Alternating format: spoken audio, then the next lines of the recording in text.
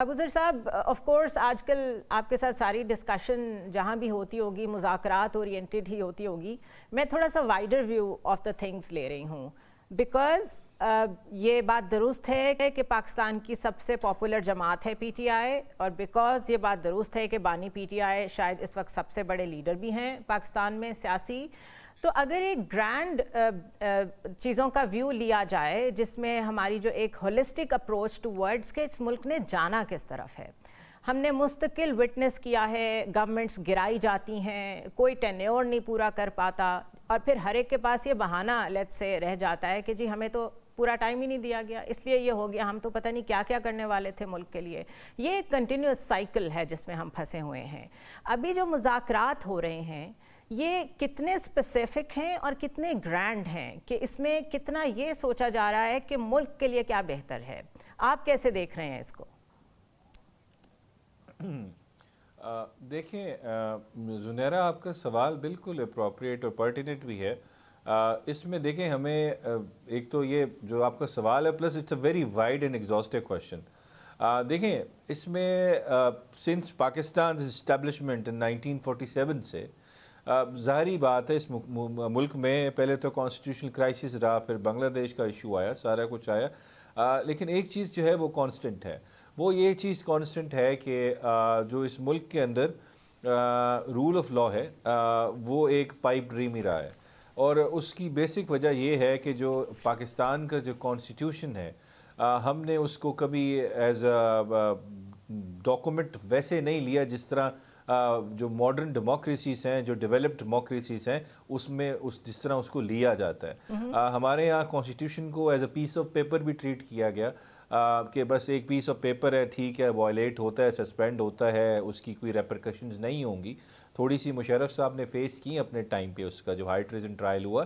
Otherwise ابھی بھی آج بھی کانسٹیٹیوشن آن پیپر تو ہمارا بہت خوبصورت ہے، اس میں سارے آرٹیکلز ہیں، بنیادی حقوق ہیں، ڈسکرمنیشن کے خلاف پروٹیکشن ہے، اداروں کی لمٹس ڈیفائنڈ ہے، ہر چیز ہے.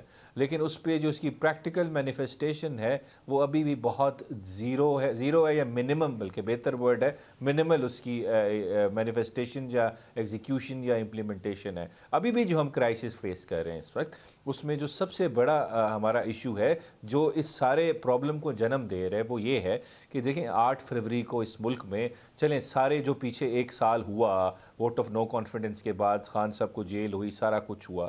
8 فروری کو اس ملک کی عوام نے ایک نئی سوچ کے ساتھ یہ سوچ کے کہ ہم جو ہماری ول ہے اس کو ہم اپنے ووٹ کے تھرو پریزنٹ کریں گے، ڈپازٹ کریں گے بیلٹ باکس میں، اور پھر ہماری مرضی کی جو لیڈرشپ ہوگی وہ پاور میں آئے گی. لیکن ایسا نہیں ہوا. جو اس ملک کی عوام تھی، جو اس کا جو چہرہ تھا وہ پارلیمنٹ میں ہونا تھا، لیکن وہ چہرہ پارلیمنٹ نہیں بنا وہ اس عوام کا. وہاں پہ کچھ روبوٹس کو انسٹال کیا گیا، اور وہ روبوٹس کون تھے؟ وہ لوگ تھے جو عوام میں تو پاپولر نہیں تھے، لیکن ان کو فارم 45 کو جو رزلٹ ہوتا ہے الیکشن ایکٹ میں اس کو اگنور کر کے ایک فارم 47 کا سمپل پرنٹ آؤٹ نکالا گیا اور ریزلٹس کو بالکل چینج کر دیا گیا. ایک 17 سیٹیں لینے والی جماعت کو ایک سائیکلک ٹینڈنسی ہے کہ آپ کو مینڈیٹ چلیں پہلے دن ہی نہیں ملا، لیکن اس سے پہلے بھی جن کو مینڈیٹ ملتا رہا ہے ان کے ساتھ بھی ایک ہسٹری اٹیچڈ ہے. تو نتیجہ یہ نکل رہا ہے کہ ہم ایک زیرو سم گیم میں گھومے جا رہے ہیں. اب ان مذاکرات سے پی ٹی آئی کو تو چلیں یقیناً کچھ نہ کچھ ریلیف ملنا چاہیے، آپ لوگوں کا رائٹ ہے، بالکل ٹھیک بات ہے، لیکن کہیں کوئی ایسی سوچ ہے جس میں کوئی ایسی انڈرسٹینڈنگ اگر ڈیولپ ہو جائے کہ آپ لوگ اتنا ٹیمپریچر جتنا ہائی سب سیاستدان لے گئے ہیں، I am talking on behalf of the people of Pakistan, کہیں کوئی نارمل سی ہمیں سمجھ میں آئے.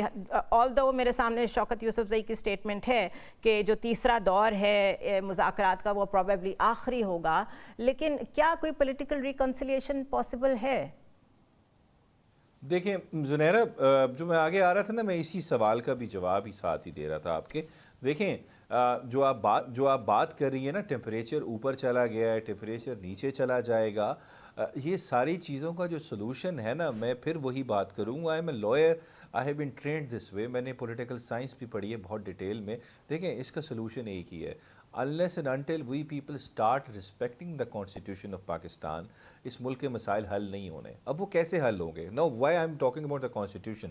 اب جو ہماری نیگوسیشنز بھی ہو رہی ہیں ان کے ساتھ، جو ابھی انیشیل ڈیمانڈز آپ کے پاس آئی ہیں اور پھر بعد میں باقی ساری ڈیمانڈز بھی سامنے آئیں گی. ابھی کیا ہے جی 26 نومبر کے اوپر کمیشن بنائیں جب لوگوں کو بے حق مارا گیا, ناحق مارا گیا, لوگوں کو قتل کیا گیا, وہاں پہ مسنگ پرسنز ہیں. اس کے علاوہ 9 مئی پہ کمیشن بنائیں آپ, اس کے علاوہ پولیٹیکل پریزنرز کو ریلیز کریں. ان سب کا انڈائریکٹ مطلب ایک ہی ہے, جو آئین پاکستان کہتا ہے وہ کریں. وہ کیا کہتا ہے کہ جی جوڈیشری کو انڈیپینڈنٹلی فنکشن کرنے دیں. کیوں؟ کیونکہ جوڈیشری کو جو آپ نے اس کے اندر انٹرفیرنس کی ہے, اس کے اوپر آپ نے قبضہ کیا ہے ایگزیکٹو ڈومیننس کی شیپ میں. 26ویں آئینی ترمیم ہو گئی, باقی آپ کی جو انٹرفیرنس ہے ان لافل, انفارمل, اس کی وجہ سے کیا ہو رہا ہے؟ اس کی وجہ سے یہ ہو رہا ہے کہ پاکستان تحریک انصاف کی جو لیڈرشپ ہے, اس کے ورکر سپورٹرز ہیں, ان کی انجسٹیفائڈ انکارسریشن ہے, جس کی فارم کیا ہے؟ عمران خان صاحب پچھلے 600 دن سے جیل میں ہیں, ان کو فیولس کیسز میں آپ نے بند کیا ہے. شاہ محمود قریشی صاحب ہو گئے, یاسمین راشد صاحب ہو گئی, باقی ہمارے لیڈرشپ سارے لوگ جو ہیں وہ اس کو رکنا پڑے گا. یہ اس کا وجہ کیا ہے؟ It's abuse of power plus attack on judiciary, assault on judiciary, جس کی وجہ سے انٹرفیئرنس کی وجہ سے یہ اس کا رزلٹ ہے, اس کا کانسیکوینس ہے. So this has to stop unless you start respecting the rule of law. یا آپ قانون کی عزت کریں گے تو یہ سارے مسئلے حل ہو جائیں گے. اور ایک آخری بات اس میں دیکھیں, یہ اس کا وجہ کیا ہے؟ کیونکہ اس جوڈیشل الیکٹورل پولیٹیکل پروسیس کے اندر آپ کے ملک میں ایگزیکٹو کے اندر انٹرفیئرنس ہے اسٹیبلشمنٹ کی. This establishment has to, this interference has to stop. وہ اگر interference you are definitely pointing out all the right things here, اور ان پرنسپل واقعی آپ بالکل ٹھیک کہہ رہے ہیں. صرف پوائنٹ آف ویو کا فرق یہ ہے کہ میں جو کویسچنس پٹ کر رہی ہوں, میں جو چیزیں آن گراؤنڈ ہیں ریئلسٹکلی, میں صرف ان میں سے دیکھ رہی ہوں کہ کیا ٹیک اوے بیسٹ ہو سکتا ہے. یہ بتائیے کہ آج اڈیالہ جیل کے باہر علیمہ خان صاحبہ نے جو میڈیا ٹاک کی ہے, اس پہ انہوں نے مینشن کیا ہے کہ ہمارے پاس کوئی راستہ نہیں بچا, تو ہم اپنے کیسز کو انٹرنیشنلی بھی اب لے کے جائیں گے. We are signatories to many international bodies. Yes we are, but یہ کیسے ہوگا؟ مطلب کیا آپ انٹرنیشنل کورٹ آف جسٹس کی بات کر رہے ہیں؟ کن سگنیٹریز, کہاں پہ ہم ایسے سگنیٹریز ہیں جہاں ہمارے اس طرح کے میٹرز انٹرنیشنلی ریزالو ہوں؟ اچھا دیکھیں, کیونکہ سنس دا 26th amendment کی پرسوئنٹ جوڈیشری جو ہے اس پہ کافی حد تک ایگزیکٹو ڈومیننس آ گئی ہے. تو ایکسپیکٹ کرنا کہ جوڈیشری انصاف کرے گی. بے شک شاید کوئی ججز جو ہیں وہ بہت انڈیپینڈنٹ ہوتے ہیں, وہ کر جاتے ہیں, لیکن اوور آل جوڈیشری کے اوپر ایگزیکٹو کیپچر آ چکا ہے. سو میری نظر میں اس وقت اگر ہمیں لگا کہ وہاں ہماری بات نہیں بن رہی تو دیکھیں پاکستان نے, آپ نے خود ہی بات کر لی, کچھ انٹرنیشنل ٹریٹی سائن کی ہوئی ہیں, کچھ بھی نہیں بلکہ کافی زیادہ کی ہوئی ہیں, جیسے international convention on civil and political rights ہو گیا. پھر اس کے بعد UNDHR جو ہمارا ہے اس کے ہم سگنیٹری ہیں because we are members of the UN. اس کے علاوہ بہت ساری ٹریٹیز ہیں. اس میں کیا ہوتا ہے, once you sign a treaty, ایک اسٹیٹ جب سائن کرتی ہے, ایک civilise state, democratic state, UN کی ممبر ہے, جب اس کو وہ سائن کرتی ہے اسٹیٹ, پھر اس کو ریٹیفائی کرتی ہے, تو جو وہ لا ہوتا ہے that becomes law of the land. تو دیٹ جس طرح آپ کے پاس کانسٹیٹیوشن امپلیمنٹ کرنے کی آپ کی ڈیوٹی آبلیگیشن ہے, اسی طرح اس انٹرنیشنل لا کے بھی تابع ہو جاتے ہیں. I get it. But مطلب وہاں پہ آپ لوگ پاکستان کا کیا کیس پریزنٹ کریں گے؟ اور I fail to understand while we are witnessing a world جہاں پہ جینوسائڈ ہو رہی ہے, جہاں پہ نتن یاہو کے وارنٹس نکلے ہوئے ہیں, nobody is bothered, وہاں پہ پاکستان اپنا کیس لے کے جاتا ہے کسی انٹرنیشنل باڈی میں, اور کوئی وہاں سے ڈیسیجن آتا ہے اور وہ پاکستان پہ امپلیمنٹ ہو جائے گا. یہ کوئی بہت زیادہ فار فیچڈ آئیڈیا نہیں ہے؟